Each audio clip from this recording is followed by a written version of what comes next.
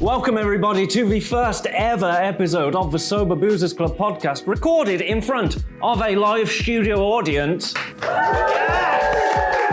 are there, I didn't dub that in, I promise you. I've got some fantastic guests here today. I've got a fantastic co-host, you are my co-host, I've decided, next to me. Hello. Hello, there we go, that was your cue. We're going to be breaking down the Dry January Challenge 2026. As you probably know, I'm very proud to be an ambassador for Alcohol Change UK. They are, in my opinion, the best darn charity in all the world. I've got some fantastic guests. We're going to talk about all things beer, sobriety, Dry January Challenge, probably a load of other shit, I don't know. Let me introduce them to you. We have the fantastic from Lucky Saint, which is where we are currently situated, the Lucky Saint pub in rainy London at the moment. I have got the fantastic Sarah Ashworth. How are you? Hello, I'm good, thank you. It's nice to have you here. Nice to be here. From Alcohol Change UK, I have got Bree Barros. How are you? Doing well. Did I Delighted pronounce that to be right? here. Barrios. Barrios. Yeah. I missed out on an I. That's my fault. Yeah. Failed to prepare. And of course, from Counterculture Drinks, Tom Smart. Hello. How are you? Good, thanks. So, thank you all for being here, first and foremost. It's a pleasure to have you here. This is John. I've already introduced you from Chance Clean Cider, of course, the best cider production company in the entire of the UK, So in the untold, non-alc so sector, untold, yeah. most certainly. We're talking about the Dry January Challenge. This year felt different. That's the kind of vibe that we're going with for this first half of the podcast episode. I'm going to start with you, Bree, if I may. All right. Because obviously the Dry January Challenge is a concept that was come up with by Alcohol Change UK. What was different about this year's Dry January Challenge? What have we done differently? I think that we've done so much differently and so much the same. So in numbers, I think it's kind of amazing that 17.5 million people elected to go alcohol-free this year in January. And that's the highest number that we've had on record. That's from our pre-polling that we do in November. And the previous year, it had been 15 million, which we kind of thought maybe that's the biggest that the big number can get. So to see 17.5 million this year is incredible. And we are currently doing our post-campaign polling, so we will be getting those numbers shortly. But if we're looking at last year to see kind of what was the intention versus action, it was about 8 million people who decided to, in fact, take the month off, and another 8.8 million who reduced their alcohol intake in some way. So about 50-50 for intention versus who went through with that action. And this is where an important differentiation comes in. And John, I love the title of this podcast, the We're Still Drinking Just Differently. And another differentiation that we are doing is we're not just taking a month off of alcohol unsupported on our own, alone in a room, tallying the wall. Doing the Dry January Challenge means that you are on a supported behavior change journey with millions of other people who are also taking part. And that's why we make such noise around the difference between a DIY journey and doing the Dry January Challenge, because that means that you are supported with tools, with resources, with community, so that you are much more likely to complete a dry month. And we know when people are utilizing our free resources, they're twice as likely to complete a dry month. And more importantly, 70% of those people report healthier habits 6 months down the road, which is, of course, what we are after. We want to see those longer term behavior changes. And yes, the Dry January Challenge is an invitation to reset, to reflect, to pause, but it's also about what are you going to do carrying forward. And something that we did this year that I absolutely love is we leaned into the benefits and the motivations that we know prompt people to want to take that change. And that could be, health, well-being, fitness, finances. People are looking for benefits for mind, body, and their bank balance.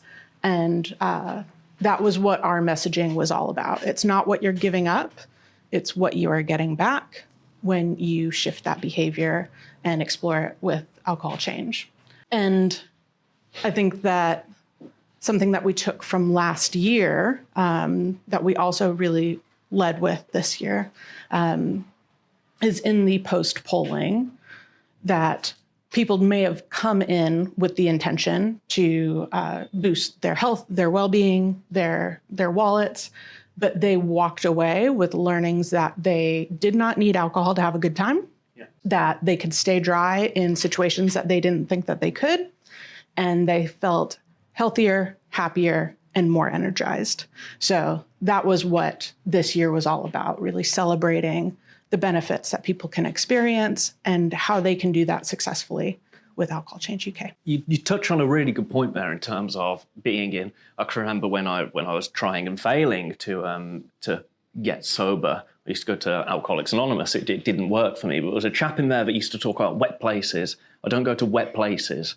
And that to me sounded like hell, because I want to be around the pub. I want to be around hospitality venues. The fact that people are kind of realizing that they can do that now. I mean, we're sat here with various beverages in front of us. We've got cider, we've got a lemon beer, we've got a wheat beer, we've got another cider, we've got kombucha, which is, still a fermented adult drink in a pub alongside full strength options. I think that's really significant when people realize that they can still go to these places and they can still live a normal life. That's fantastic, isn't it? Exactly. And I think with the Lucky Saint, Sarah, I want to get onto the 100,000 pints given away. That's outrageous, right? Yeah, it's a lot. It's a lot of pints. There's a lot of liquid, that. Yeah, 100%. But yeah, so just kind of talking about that. So the free 100,000 pints we were giving out were part of our Thou Shalt Go to the Pub campaign. Yep. So this year was the third year that we were kind of running the campaign. And for us kind of tapping into that, just because you're not drinking doesn't mean you have to miss out on staying social. So we talk a lot about the greatest reward of drinking being the social connection and not the alcohol.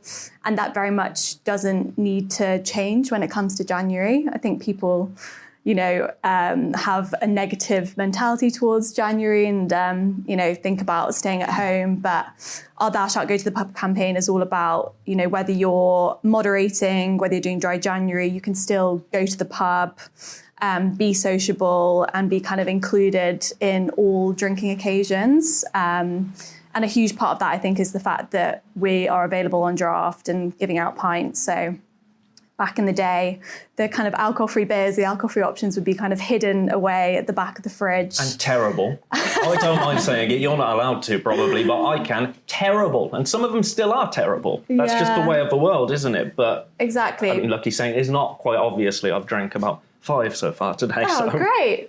But yeah, having a pint in your hand means that you can feel a part of the occasion. You can order a round of pints with your friends. And yeah, that's kind of like a huge part of the point of the Thou Shalt Go to the Pub campaign, is to stay social, support your local in what would normally be maybe a month for them. And you can still stick to all of your New Year's resolutions. You can still do dry January. Whatever it is that you want to achieve in January, you can kind of do it all, basically. I think that's the thing for me. Obviously, people drink alcohol-free beer for different reasons. And I think that the reasons that people are taking a month off alcohol are ever evolving and ever changing. I think moderation isn't a new concept to people anymore. It's something that we're kind of getting used to in society, which is a wonderful thing. But we touch on the need for alcohol-free beer. For me, initially, it was the anonymity that it granted. I could go in a pub, I could hold this, nobody would question anything. If I had an orange juice in my hand, you may as well give me a balloon that says like alcoholic and put me in a pub. And early on, if I'm going to stop doing that now because the balloon doesn't exist. But early on in my sobriety, because I am somebody that was an alcoholic, so I had to get sober. If this wasn't available and it wasn't good, I could be dead now. And I've gone on, I will die on that hill that alcohol-free beer saved my life, because it did. Because without that and without being able to socialise like I used to, what's the point? That was my stance, at least. So I think it's really important, alcohol-free beer. I'm going to move on to other things in a minute, because, we do run the risk of me just talking about beer, because that is what I do. But it's really important, and I think that it's need in society. I really think it's one of the most important things in all of society alcohol-free beer because it gives options to like millions of people that need those options. And that is, if you disregard athletes or people who are pregnant or people that are on antibiotics or people that are driving, for the people that really need it when it's there, I think it's magic. So yeah, thanks for that in short. But let's talk about something different. Let's talk about kombucha. Kombucha, because the Dry January Challenge isn't all about beer and cider. We'll get to you. It's also about kombucha, right? It is now. It is now. This is your second year, am I correct? It's our second year as a partner. Yeah, we actually work with our Brewing Alcohol Change throughout the year as well. So, but yeah, second year. We one of the main reasons we got into kombucha was when my now fiance was pregnant in 2020. I sort of decided to cut my drinking back in like solidarity, like, oh, you can't drink, so I won't. And that's what led me to kind of go out and discover all these sort of kombucha brands and thinking, and found the drink to be sort of, who's a kombucha fan in the room? Sort of hands up, yeah, good. So our drinks are sort of like a fruitier, soda-y version, but there are lots of different types. And personally, I find the flavor of it quite satiating because you've been fermented drink. So I found it a nice sort of alcohol replacement, and that's what kind of gave us a core sort of brand value of that. But yeah, it's quite a weird thing to explain to some people, the sort of mouldy tea and the SCOBY. Mouldy tea? Yeah, mouldy tea? Who's called it mouldy tea? Mouldy fizzy tea with fruit in. That's kind of the... Okay. But yeah, that's not in our marketing. Each to their own. No, maybe not. But yeah, so our drink's slightly different to, like you said, chance cider, clear like swaps, as you were just saying about have a beer. That's certainly how I drink Lucky Saint. I've had Lucky Saint in my fridge the whole time. Because personally, I find that sort of 80% of for me, the habitual thing is just having a nice tasting drink. And I almost like don't actually like being tipsy or drunk anymore. But with our drinks, it's coming at it from a slightly different angle because it's sort of, I guess our brand's a bit more, you can do funky stuff. It's a kind of cool soft drink and that sort of side of things. It's maybe one step further away from the direct swap, but hopefully an interesting sort of adult drink.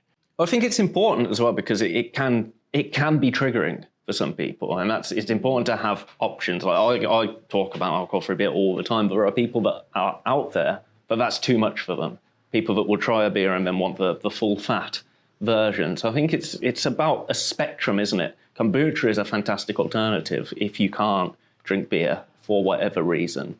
From our own polling from last year, we know that over 60% of people said that non-alcoholic replacements really helped them get through the Dry January Challenge. So, but I think that can look like all manner of beverages. Like I always come back to, it does not matter what's in your glass. It's maintaining the ritual and then, making that a part of your daily. Yeah.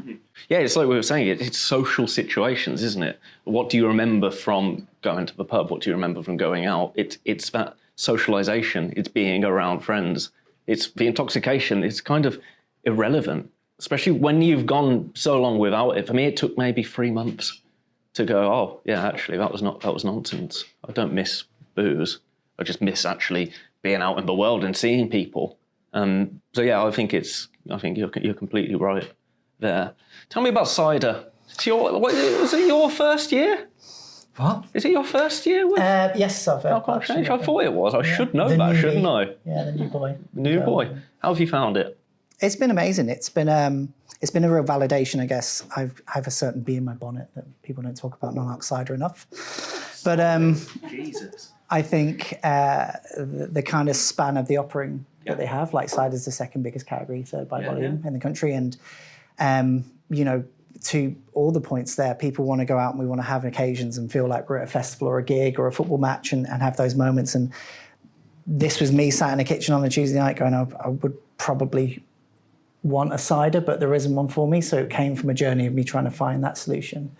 But yeah, it feels like people should be able to go into pubs and have the option of which category they want to drink and have it at that level. And it's the amazing work of beer and that's kind of pushed the level up that when we came into cider, we really had to work hard at it. Yeah. Well, and as somebody that has been to the place that you manufacture your cider and seen the process, it's an intricate process, isn't it, to create a non-alc cider? Yeah, it's funny when you use natural things, they're a bastard. Yeah, Yeah, they really are. They really are. Especially when you get fermentation and all that business involved. And absolutely. And it's it's such a emotive category, I believe, because it's pretty much everyone has a cider at some point through the year, unless apart from my wife, ironically, she doesn't like cider. But everyone kind of has a cider at that moment. So there's this preconception, misconception of the level of it being great. And we were chatting before that I passed it to someone to try and they were the worst thing. They'll go, I'm a cider drinker. And they go, oh God, well, we're going to have to be really good now, aren't we? So the level was harder. And also because we were one of the first people to start to make it, there was no kind of roadmap. And we had to kind of batter down this, it's just apple juice kind of thing and all that fun rhetoric, which I don't wake up in hot sweats about anymore, which is good. But it's a really exciting space to be one of the first ciders trying to sort of give people the options that beer, wine, spirits have had for such a long time. So highlight first 12 months partnership with Alcohol Change UK, if you had to pick one. Putting you on the spot now, I didn't prep you for apart that. from tonight. Wow.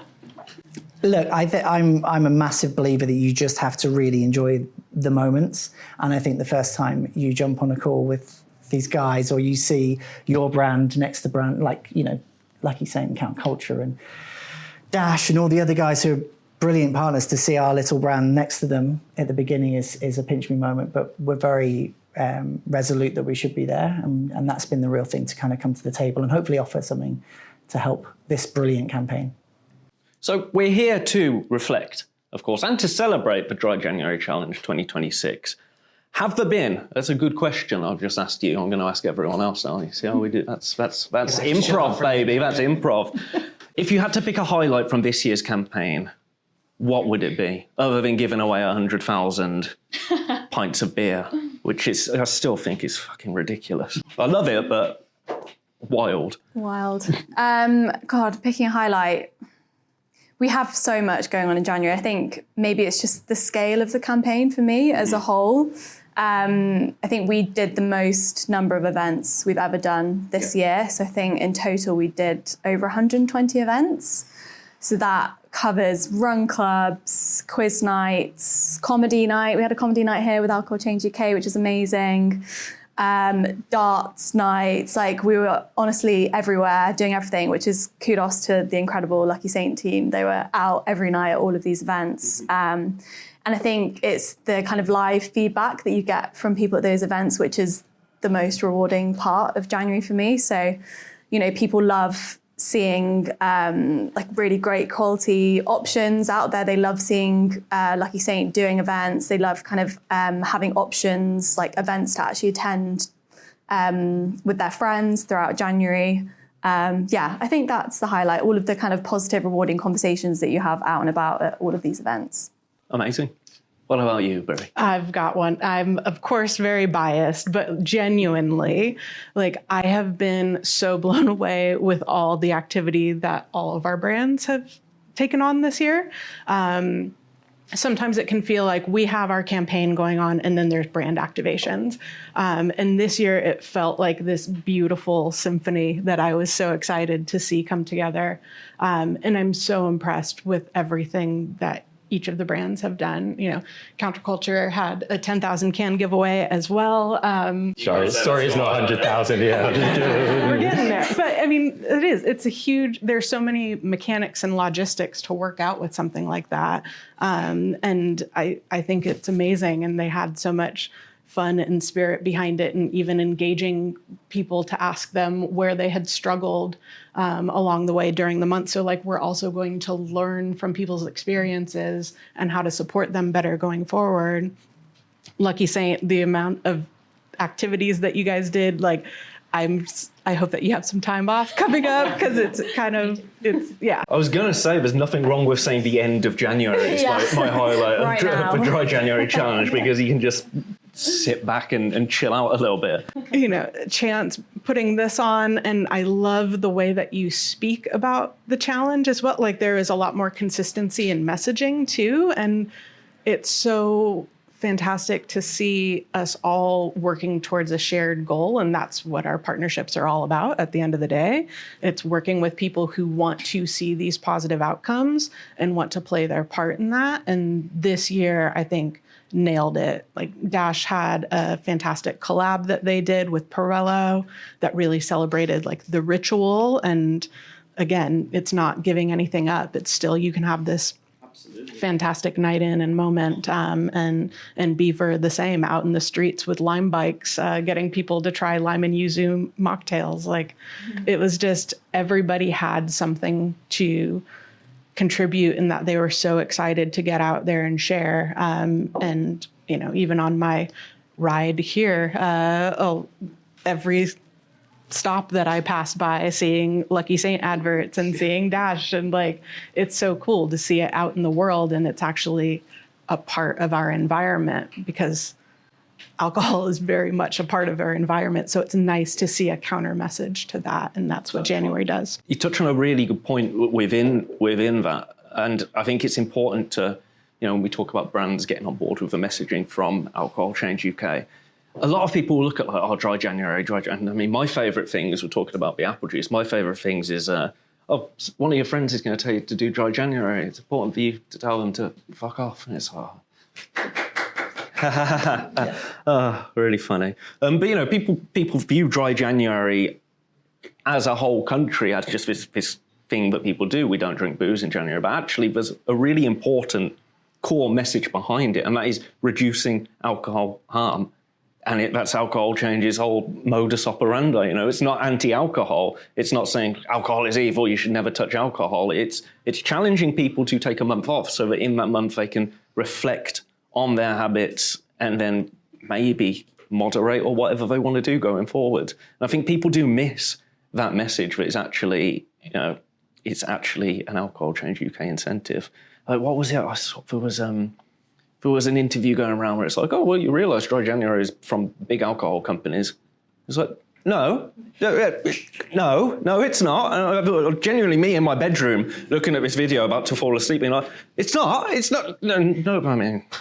But I think people don't realise that, and I think that's really important to get out to the world. Yeah, and like you said, we're not anti-alcohol. I have no personal stake in what somebody's relationship with alcohol looks like. I just hope that they feel good about it, and whatever that looks like, and helping people understand that if you do not feel happy with what that relationship looks like, that there are tools and support and resources that are available to you that happen to be free, that you can access anytime, that are independent of the alcohol industry, and evidence-based and research-backed. So, yeah.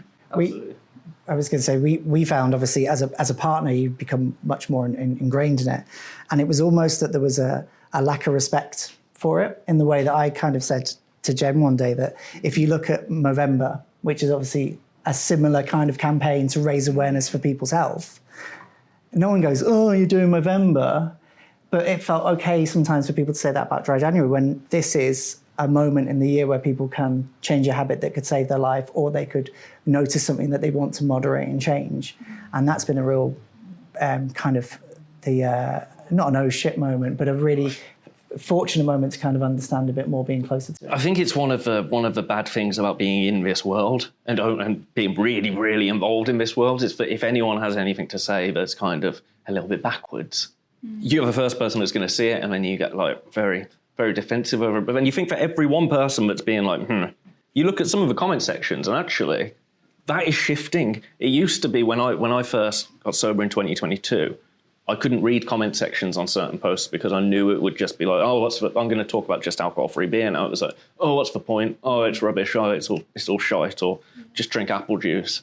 I think that is shifting. I've noticed it's a little bit less, but just, I mean, slightly. I'm seeing fewer what's the point in it now, or more people willing to have a conversation about it at least now, not just be disgusted by it. I agree. I think, so from my personal experience, I've been at Lucky Saint for 5.5 years now. So the first dry January that we did, the second, the third, you did have a lot of challenging conversations. You know, when you're out, we did quite a lot of kind of pop-up sampling outside Sainsbury's. And it was a hard sell. But, you know, nowadays, I think, as you said, there's been a huge shift. I think for me personally, kind of going out to events and talking to people, you do get a lot more of a positive response. There's kind of people, I think it kind of, it's reflective of the category, the alcohol-free category, everything that Alcohol Change UK is doing, and kind of the awareness of the really great alcohol-free options out there. People are responding more positively and they're kind of really happy to see you. And for me personally, definitely more of my friends and more of people I talk to are doing Dry January. They kind of have a positive mentality towards that. So I think the shift is definitely happening, which is like really great to see. There's another level to that as well, because any category that grows, it has to have people that adopt it, has to have a really good product, but it has to have awareness and visibility and availability. And I think, to your point, it's that pubs and venues and shops are getting behind it in awareness. And I was saying the other day that if you went to a pub and said, look, January's rubbish, what about if I could get you 50% of your sales back, and then I could probably grow your rest of the 11 months by sort of 10, 20%? Would you be interested? And they go, oh, well, is this like a government grant? Is this like a tax rebate? And you go, no, just put some fucking good beer and cider on. And it's such a simple solution, because then people come with the intent and they go to the pub and they have a great experience and a great drink. And then when that starts to happen, and I think that's what I felt in the trade, like, you know, you go to trade shows and you used to work in non-alc and they go, no thanks. And then they're coming over and go, oh, actually, I should probably think about that. And then now you've got people having, not just like he's saying, they've got an IPA and they'll have a stout. And like, obviously, our big brother Guinness has done quite well to this. And then cider. It feels like the big cultural shift is being fanned by people being able to find it. And that's part of the giveaways. And I'm sure you know, your distribution and the partners you get, they're much more responsive to what you're doing than they probably were 5 years ago. Well, yeah, 100%. This year, for context, and this isn't a self-plug, but we hosted in January the largest ever amount of alcohol-free beers pouring on tap to have ever been seen. There were over 10 taps pouring at any given time. There was about 20 other beers in bottles. And that was just normal. It was like, yeah, why wouldn't we do that? Yeah. So I think culture is changing, mentalities are changing, and demand is changing, and awareness is changing. But again, we need to stop talking about bloody beer now, because I want to know about your 10,000 cans. Tell me all. Slightly copying. I'm guessing this would be your highlight, by the way, of the campaign. I mean, you don't give away 10,000 cans. The highlight, I don't know if everyone knows, each year, so second year, Alcohol Change hosts an event in the Houses of Parliament. Yes. So some of us were at. And that's always a highlight, because, you know, you genuinely are at the centre of like the machine. Not to make this political. I don't say anything political, but you're kind of if you want in Westminster. So that's always great. And fascinating thing, Luke from Lucky Saints spoke at that. And sorry to bring it back to beer, but oh no, that's fine. One stat that he said was something like the percentage of alcohol free beer in this country is like 1 or 2% of total beer sales, but in Germany it was like 12% or something, and that like blew my mind. I was kind of like, and so not to like downplay all the amazing progress, but it's like fascinating to. But there's 900 like that upside. 900 breweries in Germany, more than 900 breweries in Germany with at least one alcohol-free beer to their range. Yeah, but they've been doing it for fucking ages. You know, we're catching up. We're catching up in German beer culture and Japanese beer culture, actually. Well, I'll stop talking about this in a second and go back to you. But they've been doing it for so long that it's just normal. I think that's the future that we're going to see. You know, you go to a German beer hall and it is completely normal to have alcohol without alcohol, alcohol without alcohol, alcohol without... That's just normal. Yeah. We'll get there here, I think. On our drinks, so I think the cans we got... last year, to sort of announce ourselves on the scene, I guess. We made a new drink. It's called Try Dries, and it kind of borrowed a lot of the Dry January themes. And in the labels, we've got like the Dry Jan teacup and that's the one, the sort of Try Dry yellow and that kind of thing. So this year we kind of thought, let's... there's one on the table, actually. So it's sort of like citrus yuzu, kind of like a sort of funky lemonade. We would try to kind of think of lime and soda as a bit kind of, you know, boring. Sorry to not offend anyone that likes lime and soda, but it's kind of more interesting version of that. So this year we sort of just tried to get as much out there as possible. We were giving cases away on a website, and like Bree said, we actually invite, as people requested their case, we sort of decided to put in a question like, what are you struggling, or what's the most challenging part of dry January for you? And it's fun. It was interesting, sort of scanning the responses and seeing people talk about the weather and like the darkness and stuff. And it's kind of like, oh, I never expect people to say that.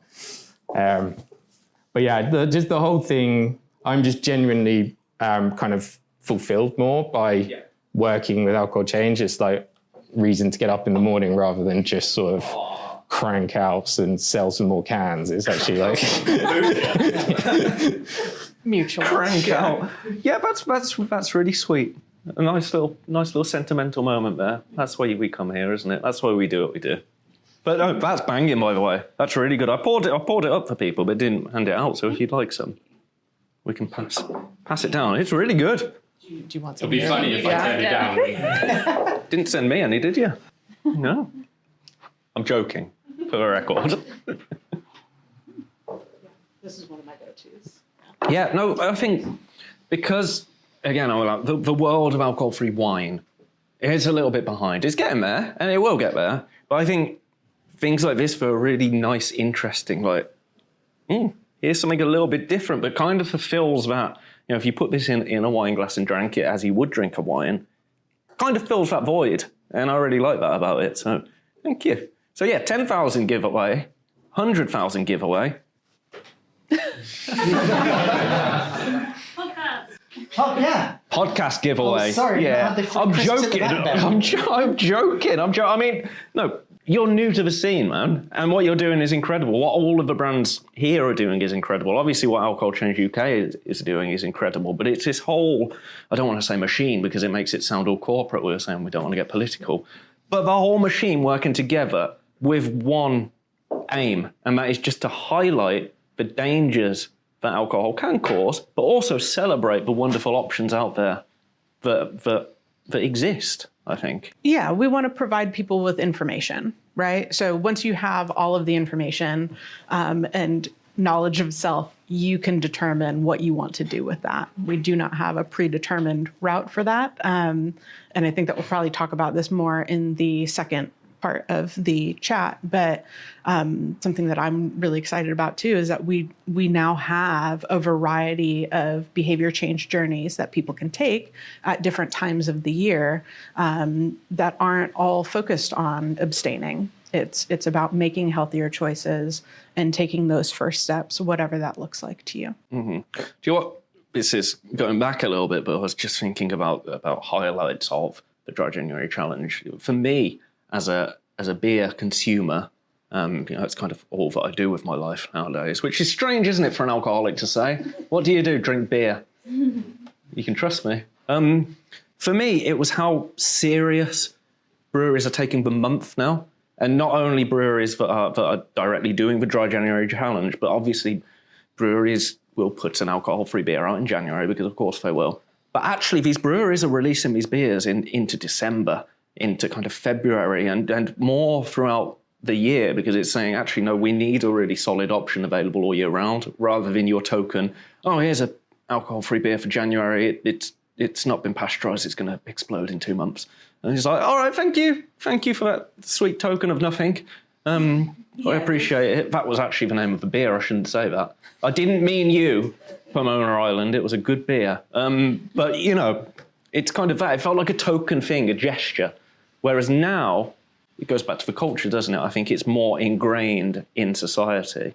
It's normal not to drink booze all the time, isn't it? So... Yeah, and I think that more and more people are realizing that they need to cater to a range of needs and inclusive options, and that is not limited to the first 31 days of the year, that is something that more and more people are looking for all year round. I keep coming back to the 17.5 million number. It's huge, isn't it? When you actually think about how many that is. Nearly a third of UK adults that want to make some sort of change to their drinking. And last year we also saw that, oh man, what was it?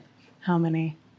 Crap, I can't remember. But last year, I think it was right around a third as well of people who wanted to drink less in 2025 versus 2024. So again, it's not just within the month of January, it's carrying that forward. And if producers and venues are not catering to those needs, then that is lost revenue when we all need it. Yeah. Yeah, I've called out many a venue. Don't you worry about that.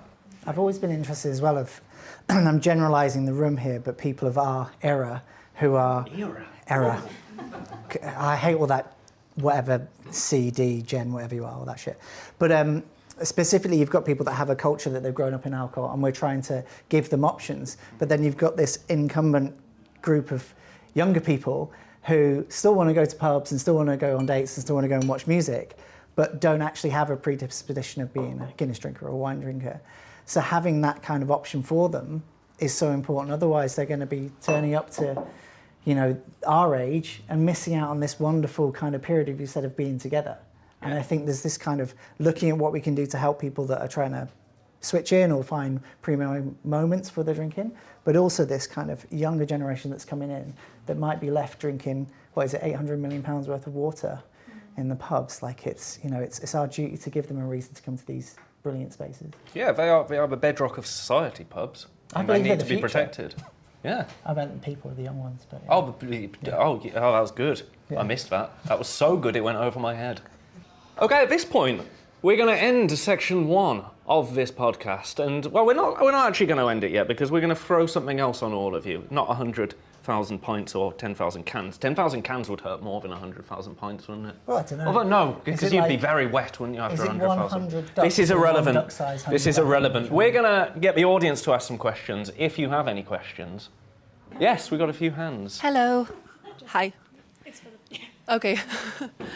I just wanted to ask from a sort of sales or innovation perspective. I run a venue in South London, and telling people, my bosses and people who run our bars, that I would like to introduce more non-alcoholic options is a tough sell, because they just don't see why that one beer is not enough, why that one non-alcoholic spirit is not enough.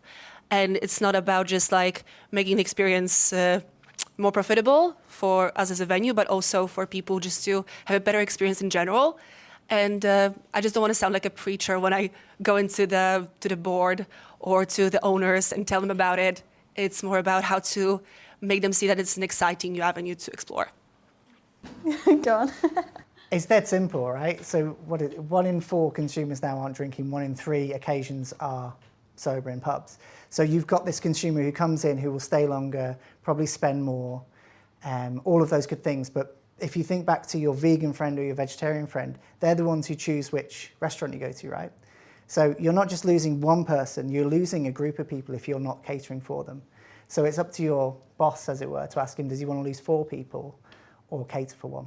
I mean, I've often said that Heineken 0% is the most dangerous drink in the world. And I really believe that it is. It's a slogan, because you give somebody, I mean, I don't know what option you have, but let's assume it's something along the lines of a Heineken.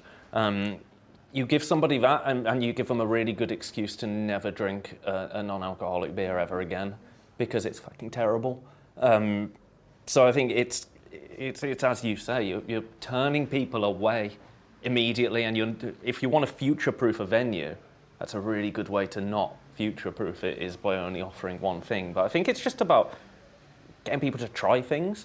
In terms of even venue owners, it's like, try this. Tell me honestly that is not better than that. And if they've got a tongue, then they're going to see it, hopefully, you know, and an eye for business. But does anybody have anything to add? I think the margin's probably better, is it, on the non-alcoholic stuff? So there might be more money to be made as well per drink sold if you don't have to pay duty, or is that not really the case? It's more like... It costs a lot to make, don't they, as well, especially in the beer world. It's more about the amount that they have. There's definitely an upside in margin from soft drinks, and there's an infinite upside from not spending any money because someone came to your pub. You've put the lights on, you've paid the rent, you've got the staff, and then someone gets some council pop out the tap. So there's definite spaces where it works, but people will normally stay longer. I think at that number, the fact that 1 in 3 pub, bar, restaurant visits now are alcohol-free, I think just being able to offer a really great quality alcohol-free option is just inclusivity now. As soon as you don't kind of offer that, you're now not catering for 1 in 3 people, which I think is quite a big number. And yeah, we've experienced more and more pubs now. It's, they're looking to always have at least 1 alcohol-free beer on tap, which is amazing to see, but that's just to provide that inclusivity for everybody that's coming in. And to that point, the people that aren't drinking, or the vegetarians of the group, they are the people recommending those venues, which is exactly why we have our tap map. And we get so many messages, and we do consumer calls, and they absolutely love the fact that they can just land on this one page, and there's a map that they can find exactly where they can get a good alcohol-free beer. Literally saved my first 12 months of sobriety, that on-tap map. It was so important. I can't even begin to tell you. Oh, that's really awesome to hear. But yeah, so they're the people going on the map, they're picking the venues, and they're bringing their groups to those locations. So it really is kind of a footfall driver as well. Probably got time for one more question this round. We will have more later on. But, well, shit, what do we do now? Should we do that song? Join us for part 2, straight after this little information break, I assume.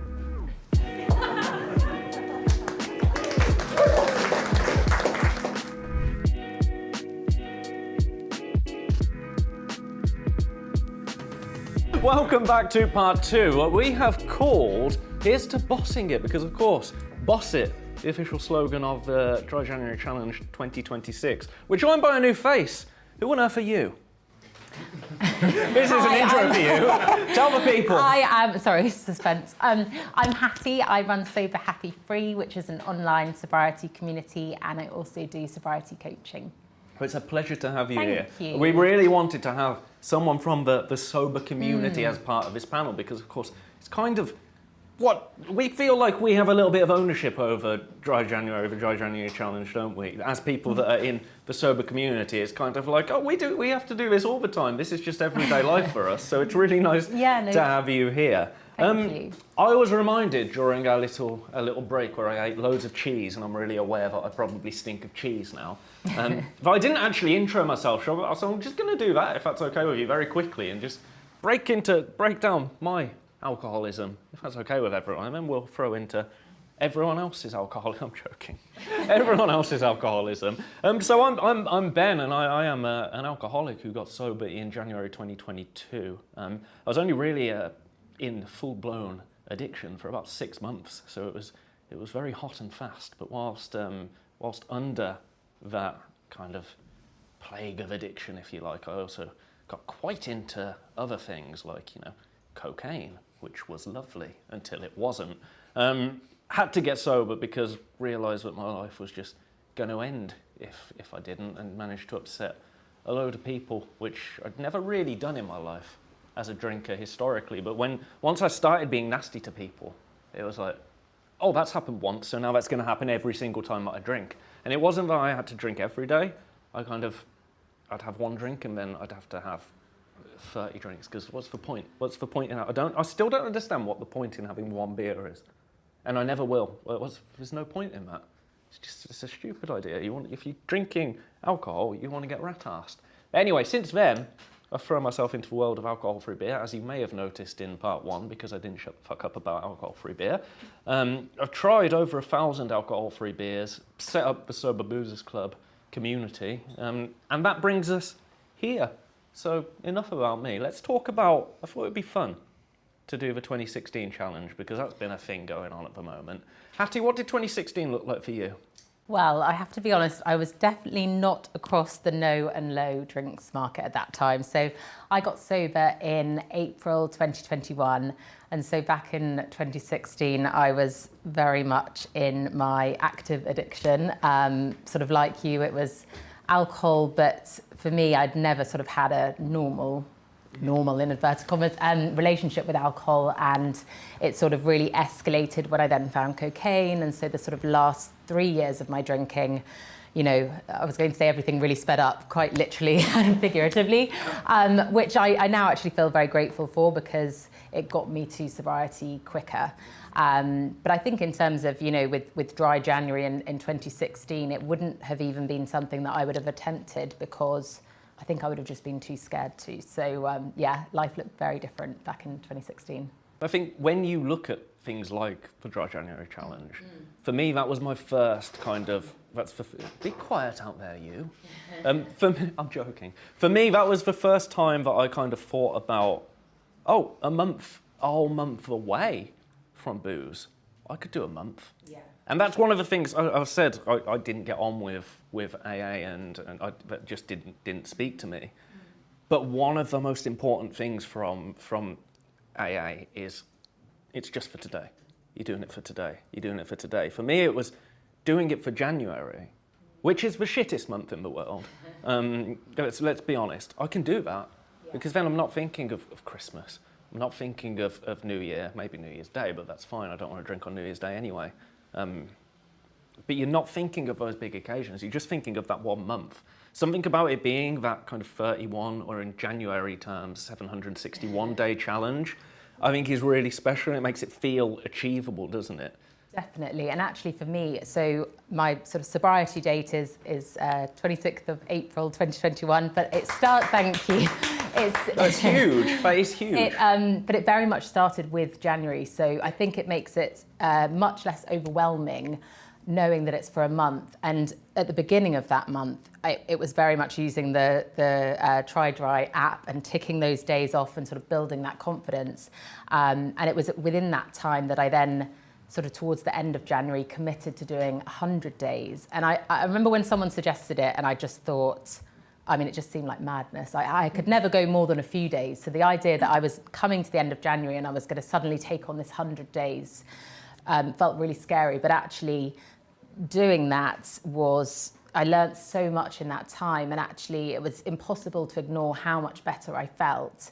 But the key difference for me was in that 100 days, I had never said to myself or committed that I was, that I was going to be sober or go sober. And so I did then pick up a drink and had one day of drinking. And it was at the end of that day that I just knew it didn't matter how much time had passed. My relationship with alcohol was always going to be the same. And so that then led to my, my sobriety today. And I think it's a really important, whilst there's so many opportunities within the year, I think it breaks it down, and it was by, I think, design that all of my friends in my circle were big drinkers. And so the idea that Dry January was sort of known and maybe other people were engaging in it made it feel you can sort explain of more it away. plausible. Exactly, yes. Mm-hmm. Yeah. I think it's a really interesting point, isn't it? That kind of line, nobody knows what drink takes them over from being a fun, jolly, happy drinker to a kind of wretched, hungover drinker that is, it's always November. When you're in that period, when you're really under it, every day is November. And it's just wretched. And it's kind of how I know that I'm still an addict now. I am sure that I could go and have that alcoholic drink that's perched there, because the Lucky Saint serves alcohol drinks as well, which I think is the future of hospitality, a nice blend. But I think I could drink that and be fine. And I really believe that I could. But that's how I know I'm an addict. Yeah. Because in my heart of hearts, I'm like, yeah, I'd be fine. And it's like, yeah, of course you do, you sneaky little bastard. But I think with Dry January, it's interesting that you started in January as the dry. I only started in January, and I'm just being completely transparent. I only got sober in January. It was January the 8th, because I played a David Bowie tribute night the night before and got absolutely wrecked and really upset a lot of people, so I was forced to. But I know people, one of my closest friends in the world, a chap called Martin Dixon, Alcohol Free World, he did Dry January, didn't have a problem with alcohol at all, but did Dry January every year, and then just carried on. Hasn't drank since, and is now one of the most fantastic alcohol-free, award-winning beer commentators in the country. It's the thing that Dry January can do. You touched on the Try Dry app. Yeah. I believe we've got more info on that, have we not? The Try Dry app, tell all. Yeah, so not 2016, because it was not around just yet, but we do have numbers from 2018. Ooh. And from 2018 to present, kind of what people have logged in the Try Dry app, which I think is really incredible. And the fact that people have saved 1.55 billion pounds on teacups that they have banked in that period. And that's also 258 million units that people have foregone, and 16.2 billion empty calories in that. So kind of incredible to look at it like on a cumulative. And I love seeing that at the end of every January, kind of what did everybody bank within that. Because seeing how many people are taking something away from that and making real tangible changes in their life is incredible. And I do think that it's an invitation and a starting point for people to explore that and see what they learn and then what they want to do with that information. I think Hattie touched on a really important point, is that it's kind of that acceptance from somebody, from a drinking buddy, because I mean, I don't know about you, but I've got friends that were in my life before that now aren't because they were just drinking buddies. And that's really sad, but also that's just the reality of life. But there's other friends that would have been in that bracket of being drinking buddies, but if you do it during Dry January, it's like, yeah, that's fine. Yeah, you're doing Dry January, it's fine. We'll get on it afterwards. But once you've made that change for a month, that seed's been planted. And I think that's the really important part, isn't it? Once that seed's been planted, and of course it doesn't just have to be for January. I believe that you're launching a Try Dry Anytime. Yeah, so we've already launched a Try Dry Anytime, so a 31-day journey that people can do any time of year. Nice. So that you're basically getting the Dry January Challenge behavior change journey with the daily check-ins and app support, but on your own time. And another program that we are rolling out that launched last year, and I think this year there will be a lot more noise about, and I'm really excited about it, is the Cutback Challenge. And that is for people who don't necessarily want to abstain, but they recognize that there's something that they want to do differently in their drinking habits. So you can determine, what are your goals around drinking? Is that to take a certain amount of time off? Is that to reduce your number of weekly units? And whatever you're choosing, we have a supporter journey that can get you there. I love that, because it's kind of, I think when people are doing the Dry January Challenge, you get to the end of the month and you think, oh shit, what now? And like that community feels, if you've just been doing it through the app or etc., it's like, oh, where's all this support gone? Where are all my people at? All of a sudden, everyone's disappearing out into the real world.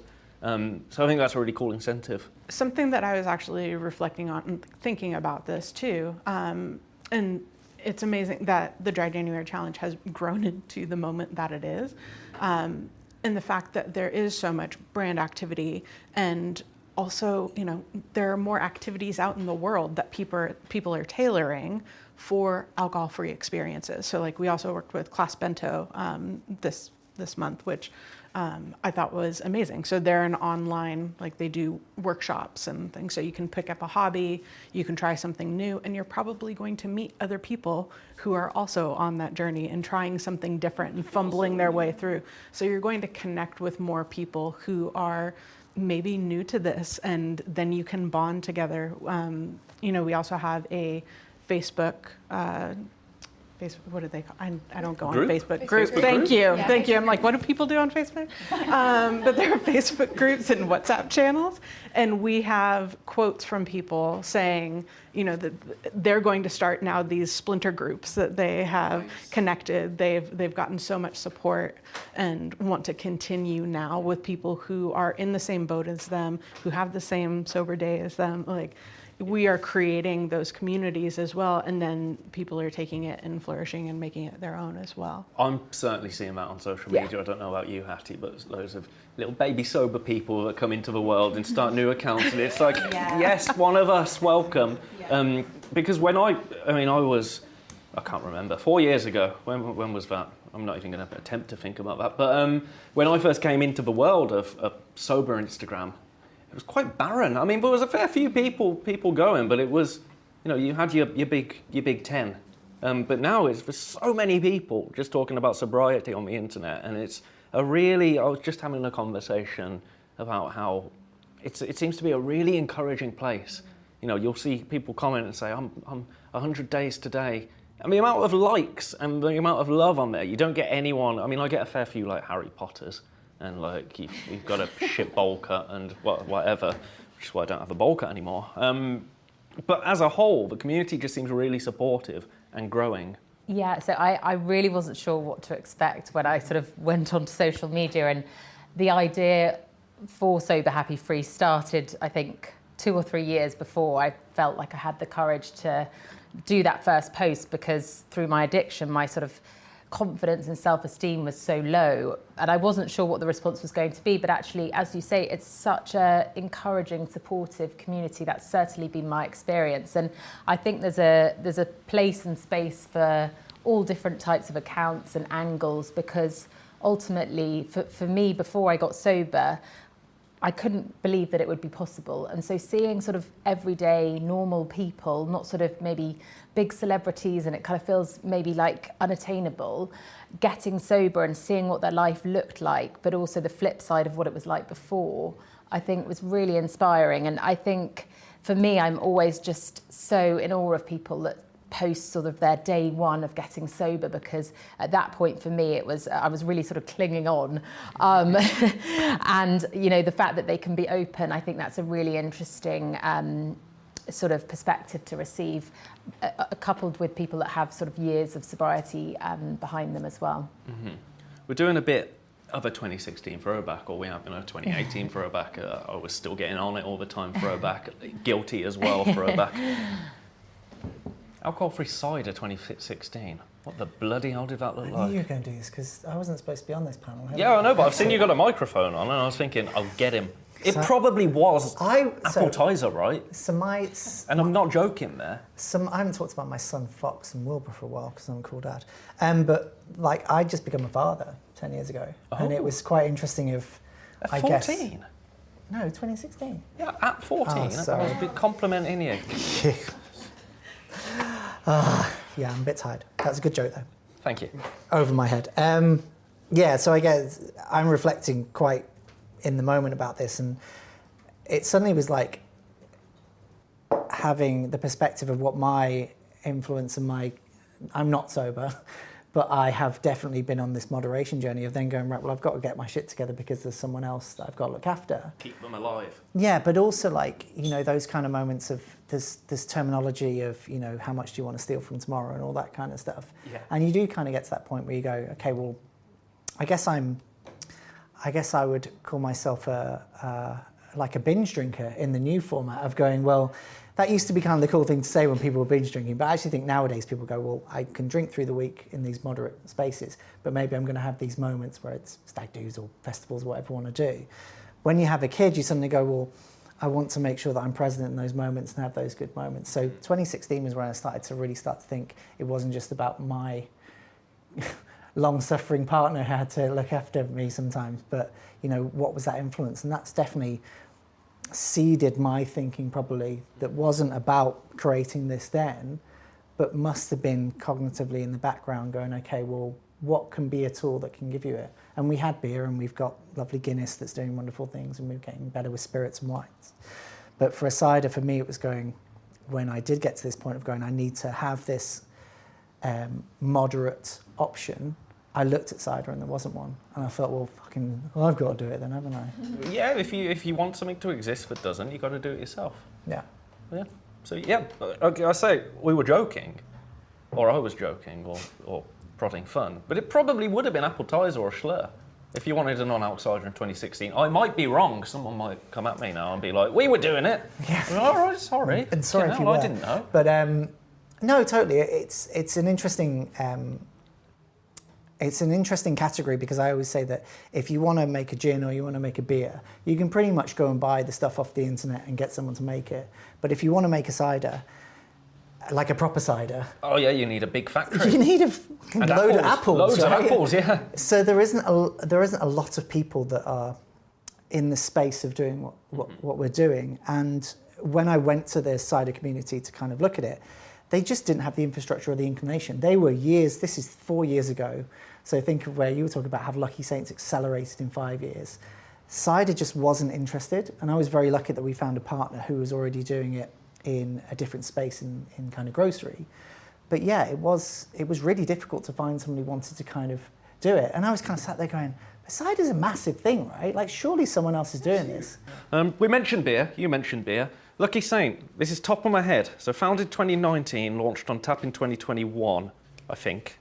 So we had COVID going. I've probably got that wrong. You can fact check and you can tell me afterwards. But we had a big old pile of COVID going on through there, didn't we? Which was a little bit problematic. So we launched on draft just as COVID hit. So 2019. Yeah. So was it founded in 2016? It was founded in 2018. Shit.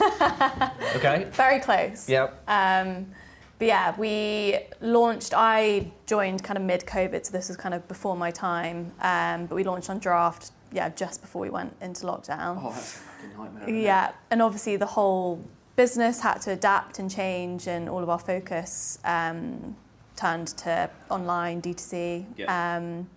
So yeah, it was definitely challenging, but I'm trying to think 2016, so we didn't exist. And I think there was obviously a huge gap in the market. It was probably about the time Luke was figuring out what he wanted to do and how he was going to create a really great alcohol-free beer.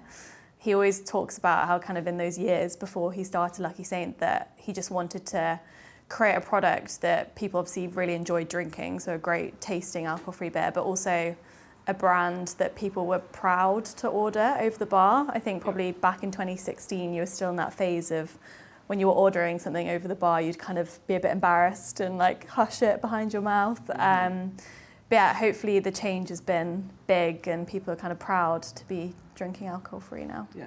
Well, there's two breweries that I won't name, but I can think of that were 2016, but that's, really niche. Obviously, you go into Germany, you've got Klaus-Taller in the 70s inventing controlled fermentation, which is why we say Germany, UK, we were a little bit behind. But you read a lot of these founder stories, a lot of these origin stories of it.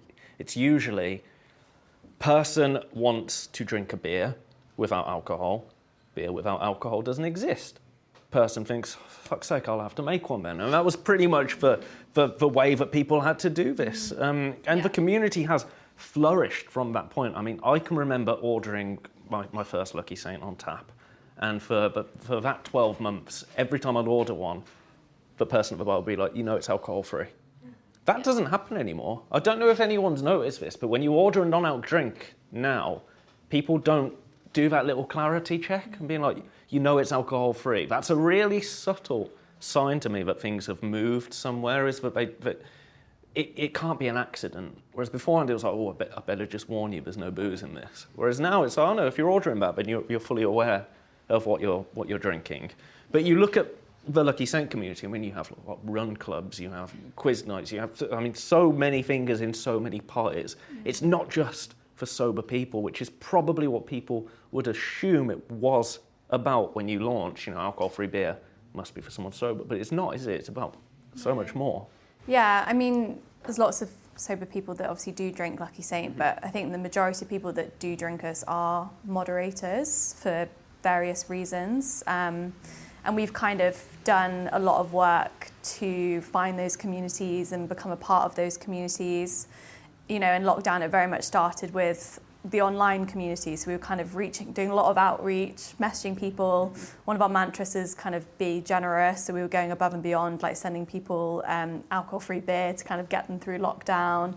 And then obviously when we came out of lockdown, we just showed up. So we were going out and about to events, kind of working with partners. So definitely leaning into that active lifestyle space. So we did a lot with running, run clubs, brands, cyclists, kind of all that crowd. And then I think the big change for us when it came to community was actually opening the pub, because it meant that we had a brand home and a space for us to actually be able to host our own events and host our community. So we launched our run club in 2023.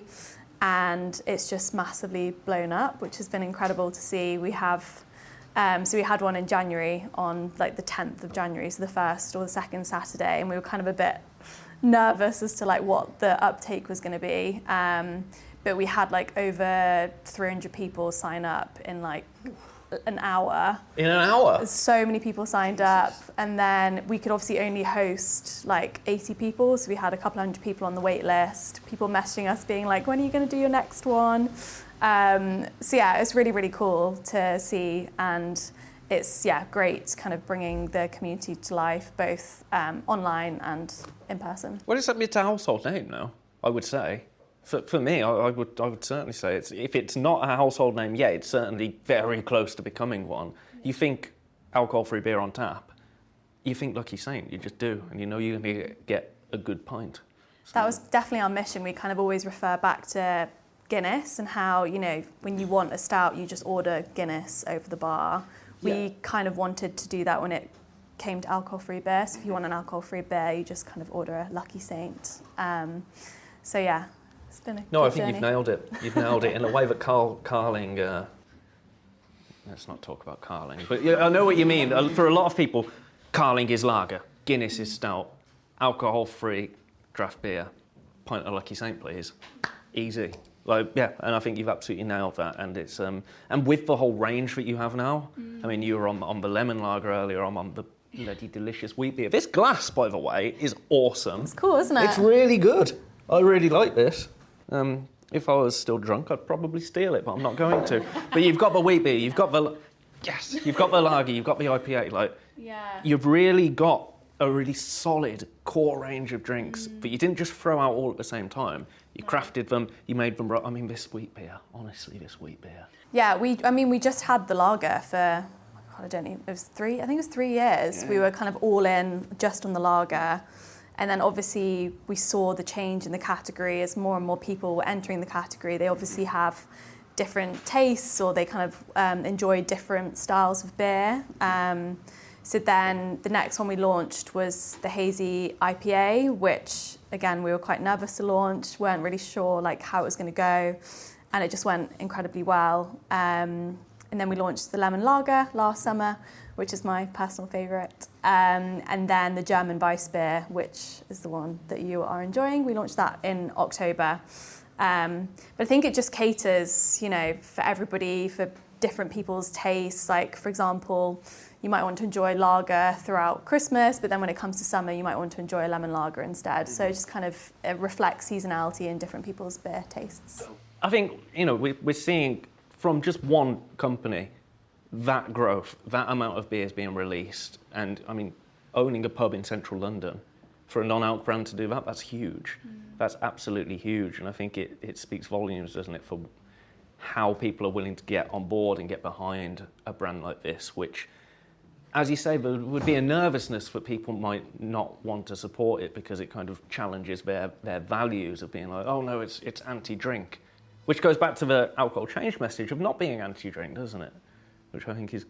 Yeah, I mean, I think that the only reason that we're able to add so much variety to the market is because the market wants it now.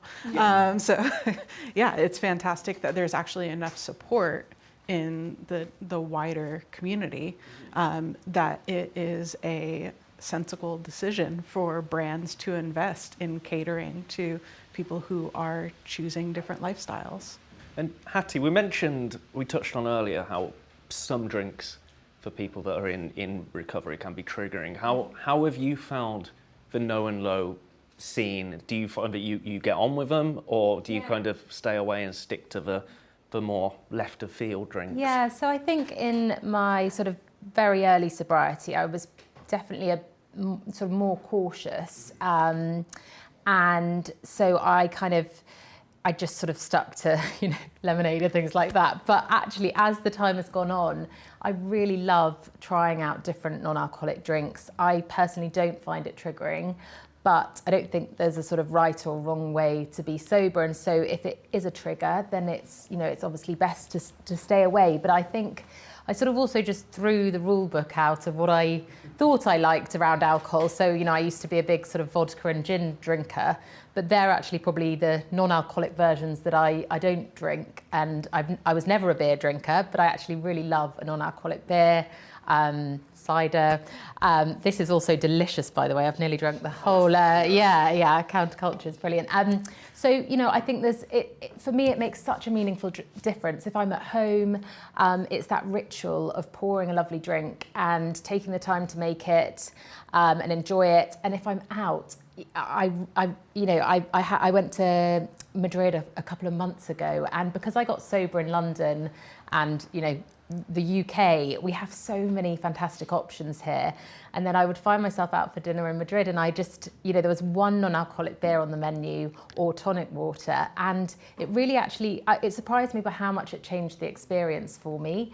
And it's, it didn't feel kind of as inclusive. And actually, when I am out, I'm very happy to sort of spend whatever I would have done on alcohol. Well, I wouldn't spend that much because, all the kind of knock-on effect of that. But the added extras, shall we say. I don't sort of see, I see so much value in paying for a non-alcoholic drink that is delicious, that feels sort of inclusive of whoever I'm kind of socialising with, and it really makes a difference to the experience.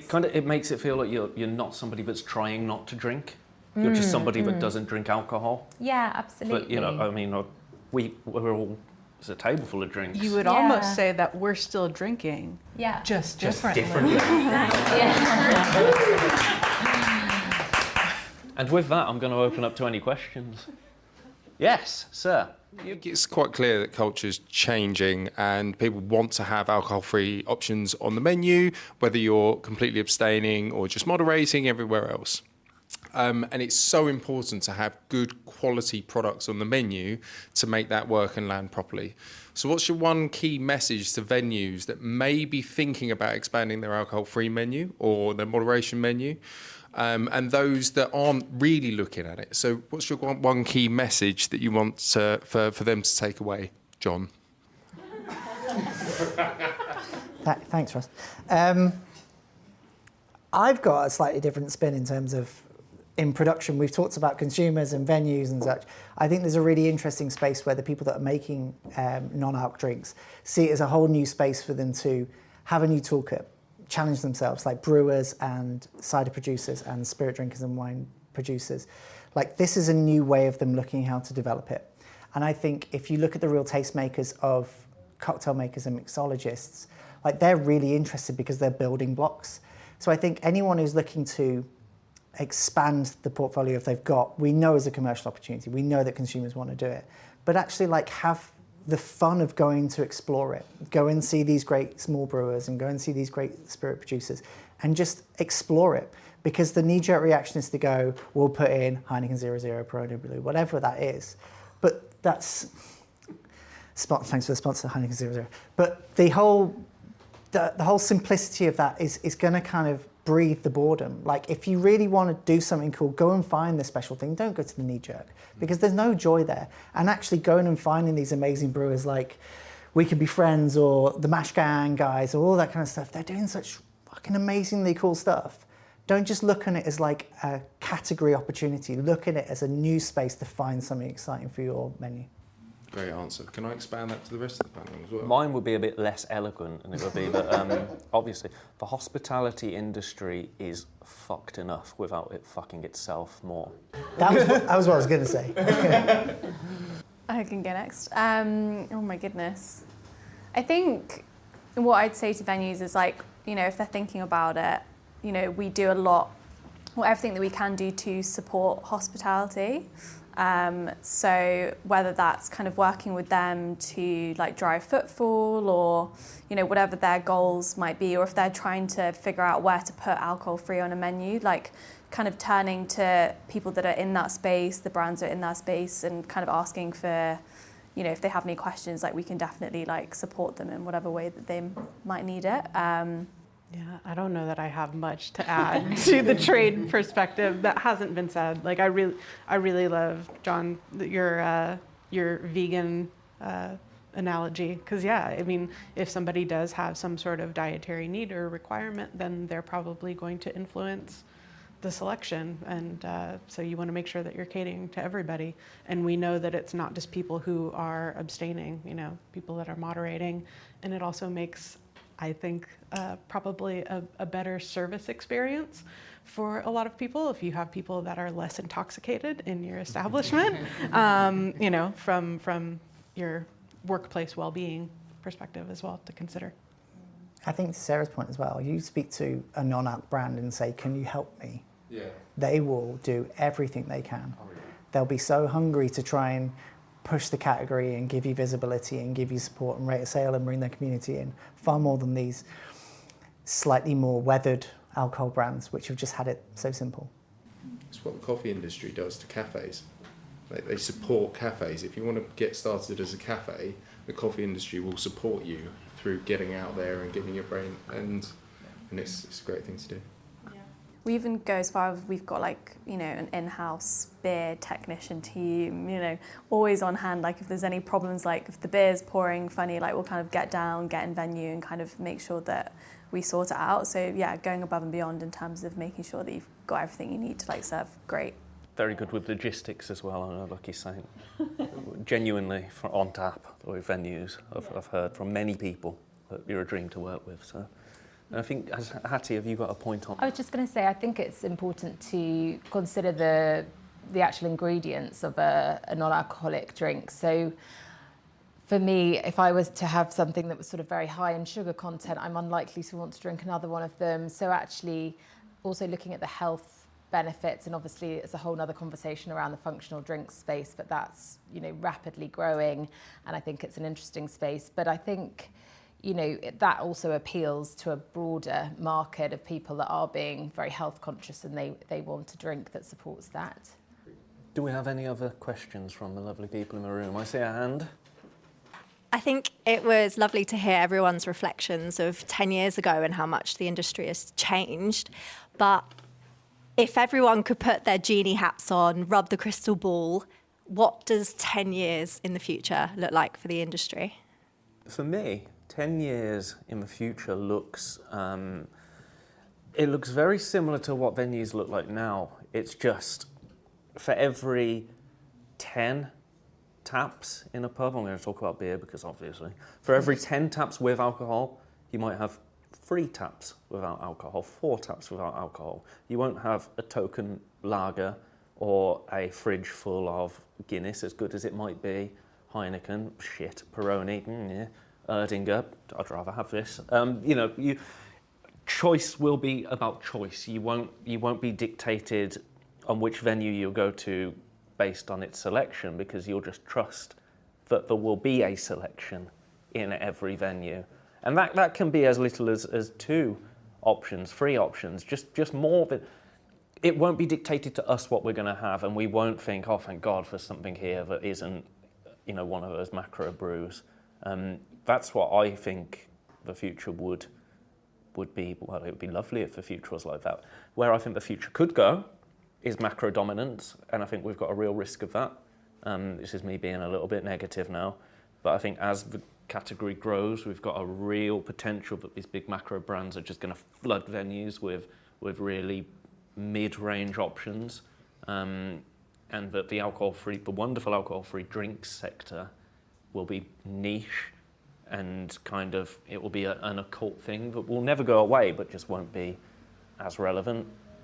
I think in reality we'll see a blend of both. I think 2026 is going to be the year of alcohol-free beer on draft. I'm hoping that 2027, 2028, 2029, etc. will be the year of indie breweries cracking supermarkets, and Lucky Saint releasing a bitter and a stout. I think to talk to the point around sort of beyond the drink space and more around the sobriety conversation, I sometimes liken it to the sort of tobacco industry, where it was so mainstream at one stage, almost to a point where you couldn't imagine it not being. And actually, it's sort of, been pushed to the sidelines, and the health implications of it have been increasingly understood. And I do see that being reflected in the sort of alcohol and the sobriety movement. And I think I was at the Club Soda No and Low conference last year, and just the energy and the enthusiasm from the attendees there and these different non-alcoholic drinks companies in the functional drinks space was it was electric. It was really exciting, and looking at the data that supported that as well, it does just feel like this growing movement that I absolutely don't see stopping. And sort of to look beyond the 10 years, you've now got generations growing up in families that alcohol maybe isn't as prevalent, it isn't sort of in that daily ritual. And I think that's a really an interesting sort of space that it will change the perception and the sort of the normalising of alcohol. And certainly not to demonise alcohol, but I just think the space for non-alcoholic drinks is here to stay. That is absolutely my point as well. I think we talked about the Dry January Challenge being a time that people can make choices with fewer questions and greater acceptance. And, we want to see that year round. There's been huge strides in the stigma around making your own personal choices around what your relationship with alcohol looks like, but we've still got a long way to go. So continuing to move that needle and making so that whatever your relationship with alcohol looks like, it's not something that needs to be interrogated except from yourself, and that the tools and resources that you need to shift that however you see necessary are readily available. But yeah, reducing stigma and empowering personal choice, which I don't understand why that's... Well, it's an issue. It really shouldn't be, should it? Well, long may those resources be available. Long may Alcohol Change UK be not only doing the Dry January Challenge, but all of the incredible things that they do all year round. Long may the fantastic brands that are a part of this wonderful Dry January Challenge continue to produce incredible things like bitters and stouts. And yeah, long may options, because that's the thing, isn't it? Options. We're just here to talk about options. It's really not that tough, is it? So with that, I think it's time for me to say, you can all leave now. No, it's time for me to say a big thank you to all of our fantastic panellists, to the guys at Chance, Clean Cider for being wonderful sponsorship partners for the Sober Boozers Club podcast, to all of my lovely studio audience members for joining me, the wonderful folks at Coolbox for all of their work. Cheers, really. Here's to the Dry January Challenge 2026. Cheers.